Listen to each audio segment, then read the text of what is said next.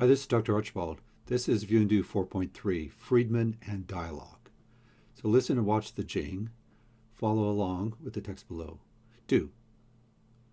Write a one-page response where you say what you learned from reading the section below and following along with the Jing, and post it to the text box in the assignments.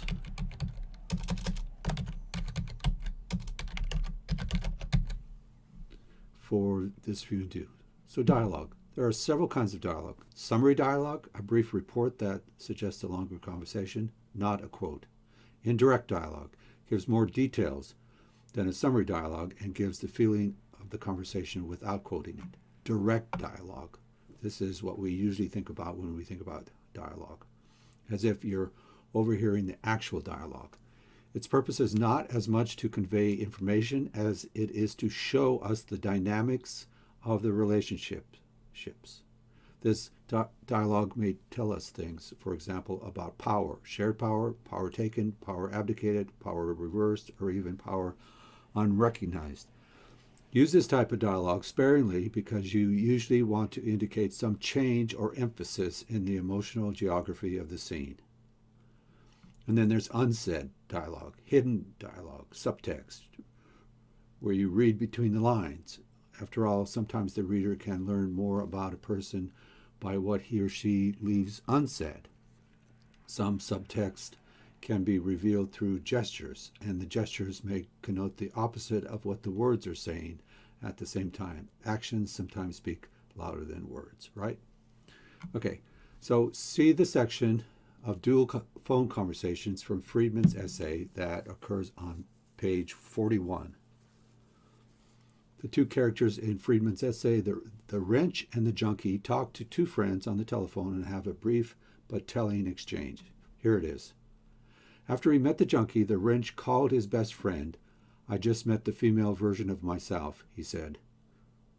"Well, that's scary," his friend replied. While he was lifting her bike onto the rack on top of her car, a friend of the junkie's telephoned. "What are you doing?" the friend asked. "Watching this hot guy put my bike on my car rack," she said. "Oh, God," the friend replied. How would you describe the power dynamic evidenced in these short phone conversations? Seemingly there is a lot of knowledge, dread, expectation, pleasure, and suspicion communicated. And when you look at the Friedman's text in the book, you see that the quoted lines are paragraphed and indented. The only exception is here, where the quote comes alongside the exposition.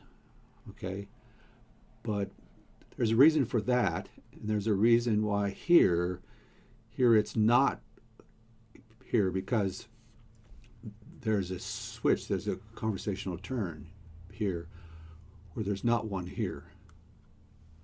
Okay, so when you write direct dialogue, make sure that you indent every conversational turn and make it its own paragraph. And as simple as it sounds, use "I said" and "she said." As you can see here, the emotion of the friend on the telephone is all in the words. "Oh, God," the friend replied. You know, there's no "Oh, God," the friend howled, or the friend said sarcastically, or whatever. It's all in the words, and the response here, replied, is fairly innocuous. The same way up here. "Well, that's scary," the friend replied. All the emotion is connoted in the words. So let the words do the work for you here, and don't ladle it with more adjectives or adverbs or whatever. Just say simple. "I said," "she said," "I replied," whatever, and let the words do the work. Okay? All right, thanks. Bye.